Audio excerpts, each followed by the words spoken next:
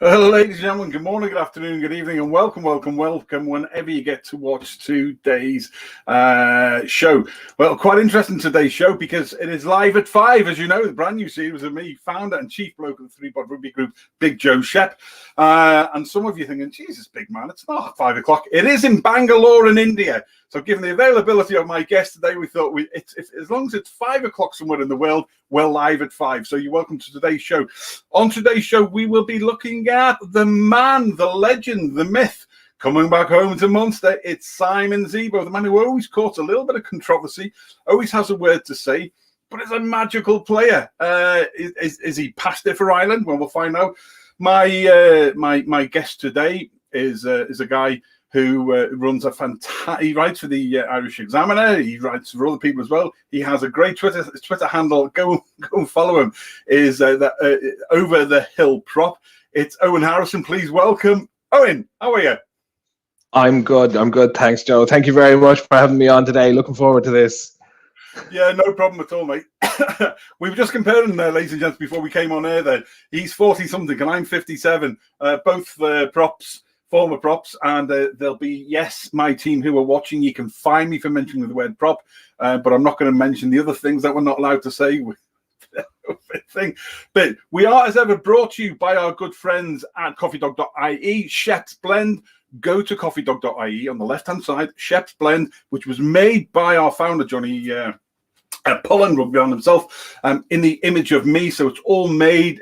It defines in coffee what Big Joe Shep is. But it's on the left-hand side. Go to coffeedog.ie. And you too can now wake up with Shep. Scary thought, as we all know, but some of you are asking us how we can do it. That's where you go, coffeedog.ie. And thank you to Shep's Blend for partnering with us for today's show.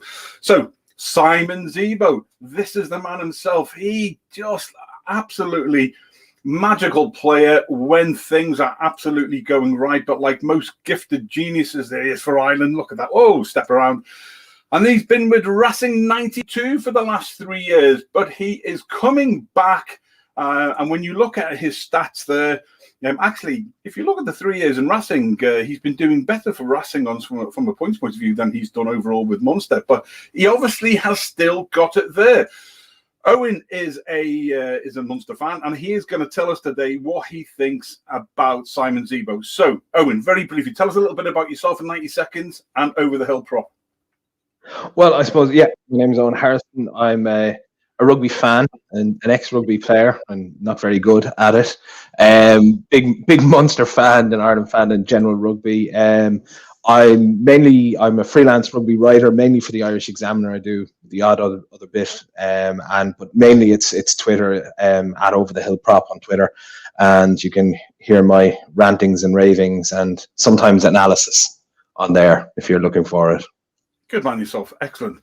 Over the Hill. We're going to have to change that, mate, because, I'm just wondering what that makes me. Anyway, onward about Simon ZEBO. Tell us what you think about Simon ZEBO. Sum him up, because you are a Munster man through and through, without a shadow of a doubt. And Zeebs, brilliant for Ireland, for Munster, has caused some controversy in his comments in the past. But what does Simon ZEBO as a player fit for you, Owen? Describe him. What does he mean to you? Well, I suppose he's for a lot of Munster fans, ZEBO was the player that broke the sort of, I suppose, a little bit of the ranks between what would have been seen as the golden era of Munster rugby, which was forward dominated, and you had the Heineken Cups, and then we came into the sort of the early to mid noughties, and you had the likes of ZEBO breaking into the Ireland team. And look, ZEBO is Munster through and through. He's come up through the standard Cork, I suppose, route in terms of, born and bred in Cork, played, went to Prez, played for Cork Con, into the Munster Academy, the Ireland under-20s, Munster, and then on to Ireland. And despite leaving 3 years ago, he's still Munster's all-time leading try scorer. And while he is fullback, and mainly there, he's also comfortable on the wing. And I think 15 suits him better, because it allows him to come into the line a lot more. He can play as the strike runner on the outside, or he can pop up as first receiver in open play. And his use of his footwork can cause a lot of problems for the forwards when they're in close to that ruck, but maybe the spacing isn't quite right in terms of the defence there. He's solid under the high ball. He runs brilliant support lines. And I think maybe most importantly for the likes of Munster and particularly for Ireland, it's his transition play. So, and with the kicking game, where, you know, he's potentially got something extra that's maybe not quite there and particularly for the Ireland team. Like you said, he's not shy about expressing his opinions. He's very self-confident. And he certainly wouldn't need a marketing team around him with all his self-promotion work that he does on social media. And while that may be grating to some people, and maybe more so about my age or your age, it does seem to hit home and work with a lot of the younger demographic as well. So there is that.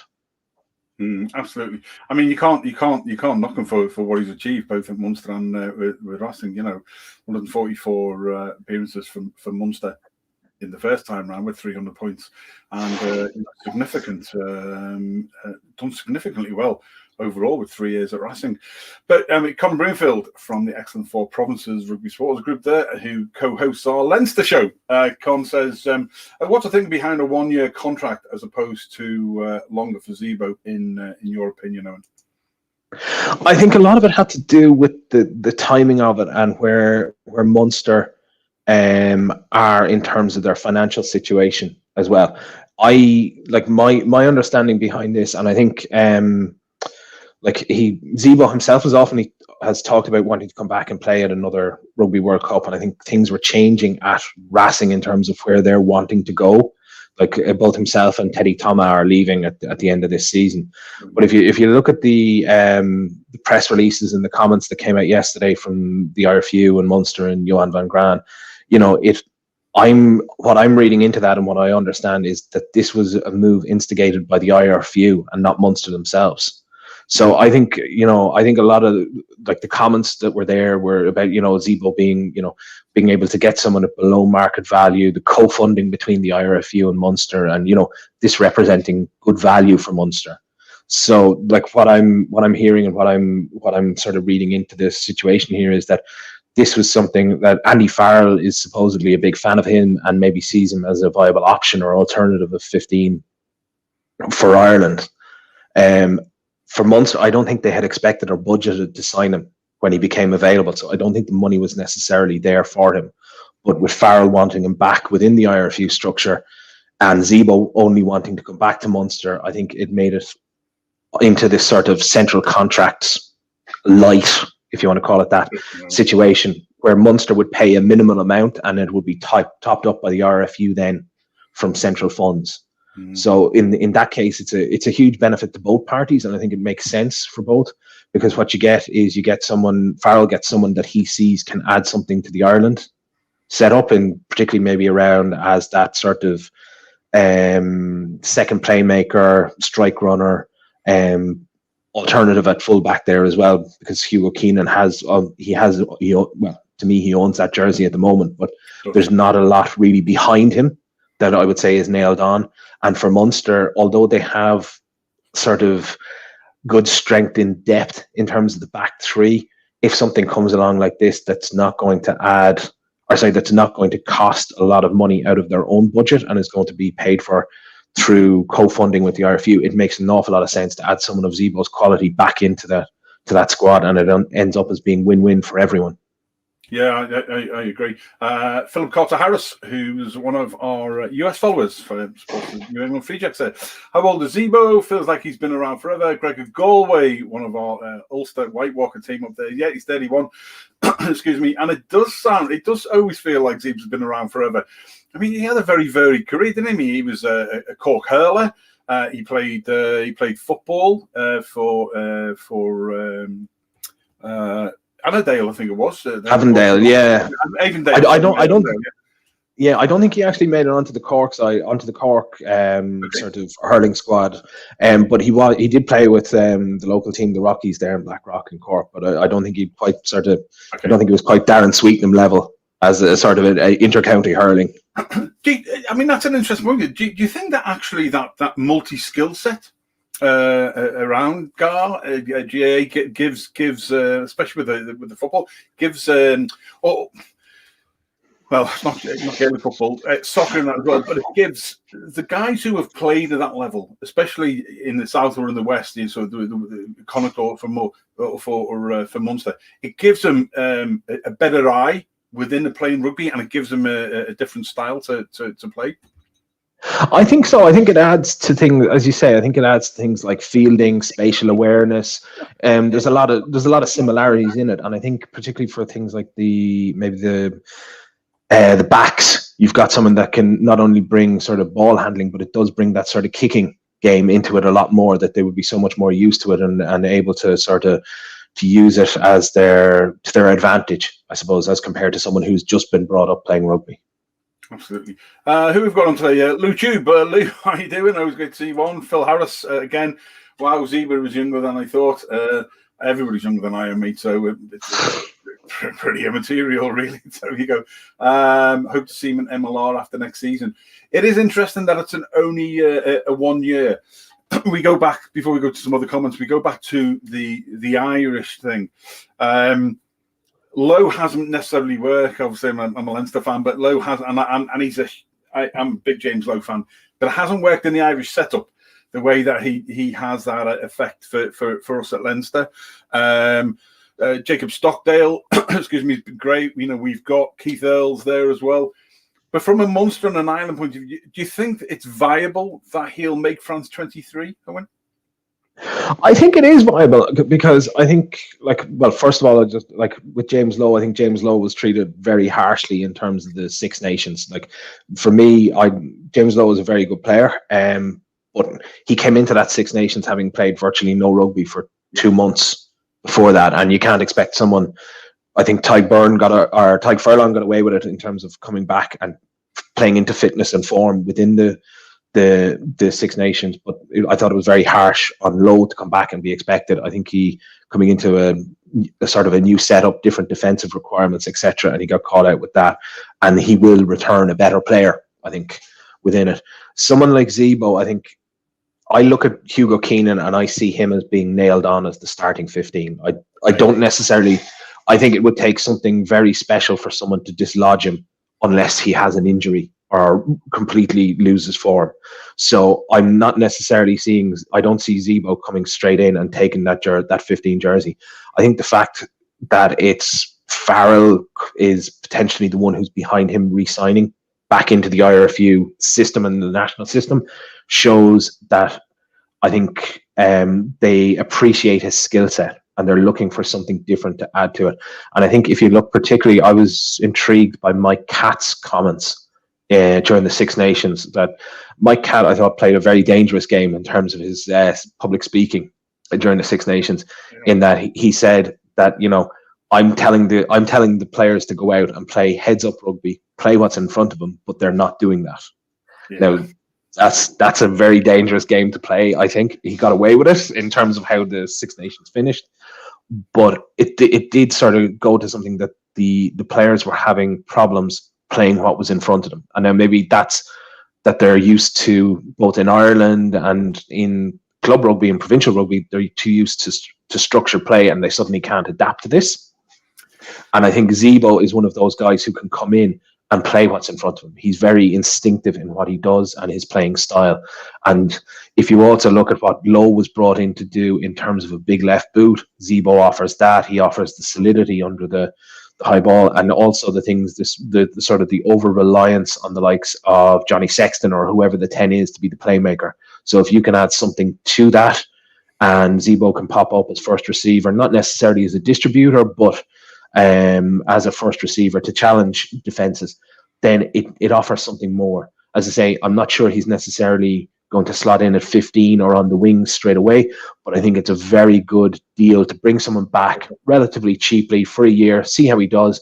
If he goes well, can sort of redo the deal, get it extended, and it gives options then for Farrell and Catt at Ireland level. Very much so. I echo your comments there on Mike Catt.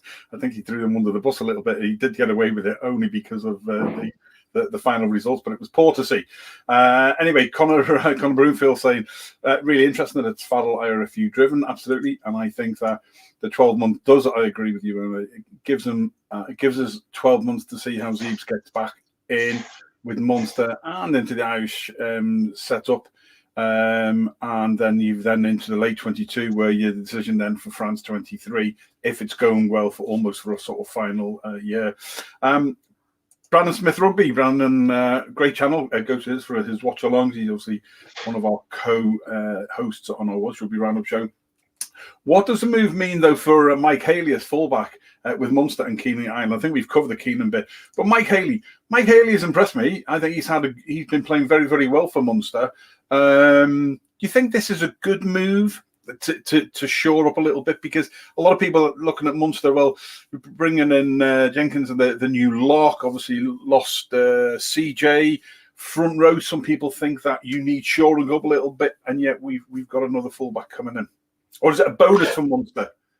I think it's a bonus, and you've got to look at it that way, because although I completely agree. Look, I think the issues are in the tight five, and particularly in the front row.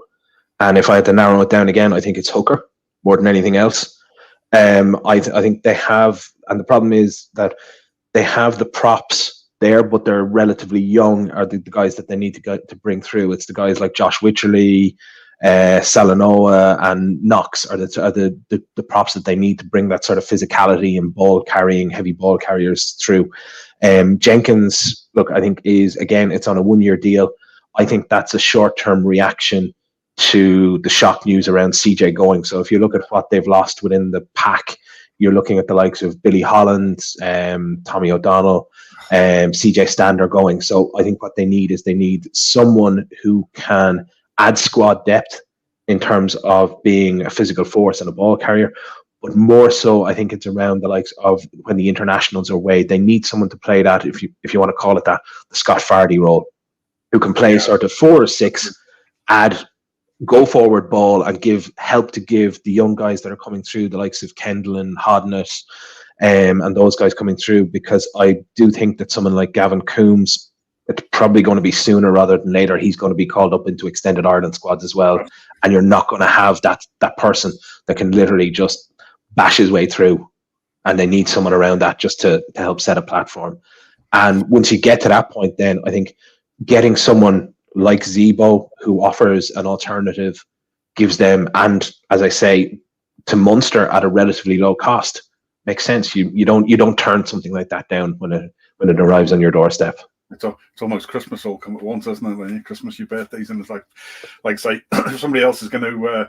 It's like somebody saying to you, "I'll tell you what, pay a tenner a week, and I'll give you a roly-poly car, a Rolls Royce, and I'll pay the rest of it for you. Just right round with our logo on the side. Thanks very much. Big window. Don't mind if I do. Okay, so yeah, why wouldn't you? I mean, it's good. Eamon Masterson says. 100% agree and 100% disagree with this move. It's interesting, isn't it? He's caught in the middle of the two. It's either inspired or completely aggressive. For example, Sweetenham has gone, ZEBO will inspire the squad and the sport. Love him as a player, but in many ways, Munster are too loyal to the players and hold them back. I think we've answered that one, to be honest. I think it is a good move from the IRFU to bring him back, because he's got that experience. And I mean, God forbid anything happens to young Hugo at the back. We don't have that much coverage at full back across. I'd like to see a little bit more of Michael Ire from up in Ulster. I think he's an exciting youngster, but I think Zeebs almost has given you some free strength and depth and experience and the playmakers you've described to be able to do that. So whilst I'm not a big fan of him when he opens his gob and speaks about things, I think you can't take away the skill and the magic that he brings and how he can change a game on a sixpence. I mean, some of the stuff he's done for Racing in the last 3 years has been absolutely magic. And sorry, Joe, just in terms of the Sweetenham thing, I think it's worth noting how the IRFU have approached the contracts negotiations within the provinces, this year related to COVID and the tightening of finances. So what's happened is they've obviously tried to keep their best players at the top level. They've also then tried to negotiate and make sure that they have the young talent coming through and get them signed up. So I think, unfortunately, it's the guys in the middle, the likes of, as Eamon said there, the likes of Darren Sweetenham, who the last time he signed a contract, he was on the fringes of Ireland squads. He was getting capped and things like this. Now he's not at that level. So for him to stay, it's not that he's not necessarily been offered a contract. It's just Munster couldn't match his market value. And couldn't give him, and if he was to stay on, it would be at a hugely reduced rate, and maybe that's not equitable to either him or to Munster. And look at where he's going to go when the Roger at La Rochelle. Just, I mean, I said this for a while now, and as a Leinster fan, I'd rather be playing Bordeaux Begler, I tell you, in the semi-finals. I think La Rochelle will be the next rising team in the dynasties in Europe. I will be very surprised if they're not. With what Rog brings to the game, both as a coach and as a former player, and his year with the Crusaders, you can see that. And Leinster have got a mighty game ahead of them. The back's a little bit defensively, a little bit suspect still, I think. But as a team, we wish Darren Soooooo well, because he is a class player, and I think he's just going to grow and grow and grow under Rog. Anyway. ZEBO. So we all think overall it's a good move. Come back, paid for by the IRFU. Andy Farrell wants him back in. Add strength and depth. We'll add strength and depth to a massively changing Munster side on the Van Graan, and I think that's it's a good win-win overall. Munster finishes off me. Where are your thoughts on Munster after this season? I mean, we sort of almost put you away with impunity in the final. That's not being rude. That's just. I expected an awful lot more because I'd seen glimpses this year of a real Munster resurgence, and I thought, there's something strength here. But you are losing CJ, you are losing Tommy, you are losing Billy Holland. There's three good, strong characters there within the team. So where do you think you are at the moment, and what do you want to see from Munster in the next 12 to 24 months? Well, I think there's two parts of that. I think one is in terms of the squad itself, and then I think it's also tactically. And I think tactically, Van Graan has come up short against Leinster. And I think up until the Pro 14 final this year, he had maybe some valid excuses around injuries or not having his coaching team in or not being there long enough and things like that. But this was the first time, I think, in this year's Pro 14 that he had a chance to go up and play the game plan. And the game plan that they played back in the semi-final in whatever it was, September, October, was actually a good game plan in terms of it forced Leinster back. You kick them, you keep them back in their final third where they don't want to play, and you keep the score down. I think Munster, 4 out of the last 5 times they've played Leinster, before the Pro 14 final, they kept the score to under 20 points. For Leinster to score 20 points or less. That's huge in terms of what you can do to keep in the game. The big difference with this Pro 14 final is Munster never adapted to the game and never threw a punch in anger, really, in terms of their attacking play. They just couldn't get it. Leinster adapted and suddenly were willing to play within their own half. And Munster didn't expect that and couldn't adapt to it. So to me, this starts to become then a bigger question about Van Graan, because if he can't do it that way, he has to figure out a new way to do it. Now, I think Larkham has shown work, and specifically work with the non-internationals, that he can get them to play a certain way. So the question is, do we have enough players to allow us to do that? And I think that comes down to big enough guys that can carry the ball, win the collisions, get over the game line, because look, rugby is about, if you can get over the game line, you can play on the front foot, it becomes a much easier game. And that's just the basics of it. There's a reason why Leinster are going out and signing a third tight head prop in terms of that quality tight head prop, because the better platform you get, the easier it becomes. And that's just the way it goes. I don't see any difference to that. I think what Munster need to do is, they don't have the players now, but they do have a lot of good players coming through that will add to it. So you've got the likes of Josh Wycherley, you've got Salanoa, I think you got Tom Ahern, you've got Kendall coming through. Gavin Coombs has really established himself this year. And then within the backs, you've got the likes of Casey. I think one of the big things then two big things coming back. But One, you can't get much bigger than RG Snyman anyway to add in the second row. And the other one is we haven't had Joey Carberry, so we haven't had that our first choice 10 for well over a year. And I think that having someone playing there consistently that can do that and run and manage a game, eliminate the mistakes that are made, will be a big thing. But it's got to be that the tactics fit the players that we have, not the game. There's no point in going to play Leinster and playing them at their own game, because we're going to end up like the Pro 14, like that has done for the last 4 or 5 times. And even if you look at the European game against Toulouse, Munster played well, but then when Toulouse emptied the bench, they just couldn't match them physically for that sort of 20 minutes, and the game was gone at that point. They were chasing it. So it's about adding depth, making sure that they have a game, and I think a game similar to the one I expect the Lions to play in South Africa this year could be good. Some sort of a hybrid version of Warren ball, so to speak. Yeah. So a game where you utilize the heavy carriers that you have to minimize and narrow the defense. So you want to run back at angles, bring the defense in narrow, and then use the space out wider through getting that. And someone like ZEBO should be able, that can spot the space, etc.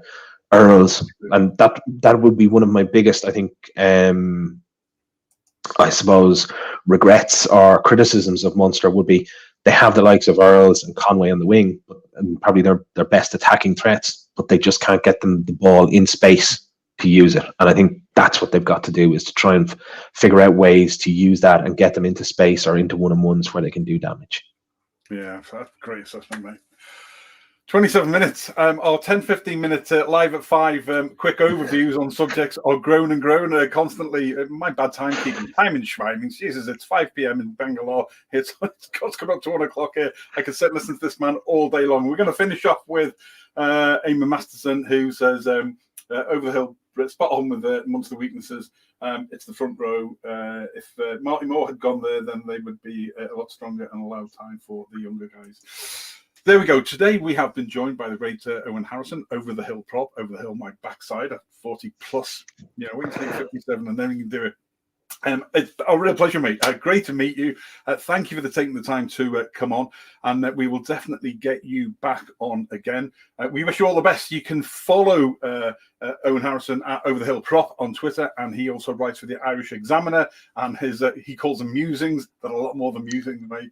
And we look forward to having you back on in the not too distant future onto one of our other range of shows, mate. Thank you for everything. Thanks very much, Joe. Enjoyed it. Thanks. And as ever, this has been Live at 5 with founder and chief bloke of the ThreeBOD Rugby group, Big Joe Shep. And yes, it is Live at 5 because it was 5 p.m. when we started in Bangalore in India, which actually is almost an interesting time, because 5 p.m. is the witching hour when I can open the Malbec. But I think I'll bypass it because I've got another live show tonight. Nice little segue in there.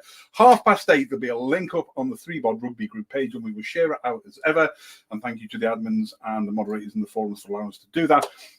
Tonight we have got former Springbok Scrum Half International and co-founder of Rugby Academy Ireland, Dan Fonseca, on looking at academies, and we have got Alex Basson, head of business development, who also oversees visually impaired and blind rugby. So he ran the Blind Lions rugby tour to New Zealand a few years ago, and he will look at that. And so we got a strategic partnership with both of those to support them as part of our, if you like, non-mainstream, because they both help to develop aspiring and or marginalized young people for the future. So 8:30 tonight, Academies and Foundations, we'll have a look at that.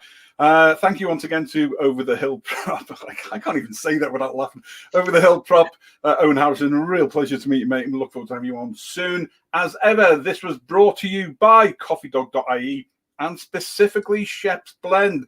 Go to coffeedog.ie. On the left-hand side, Shep's Blend is the only blend that has its own page, and you can order from there, and it is made in the likeness of me, Big Joe Shep, and now you and everybody else can wake up in the morning with Big Joe Shep. Until tonight, 8:30, we'll see you soon. Owen Harrison, thanks very much. I'm Big Joe Shep. Got a meal of Mahagut, Agus, Langafol.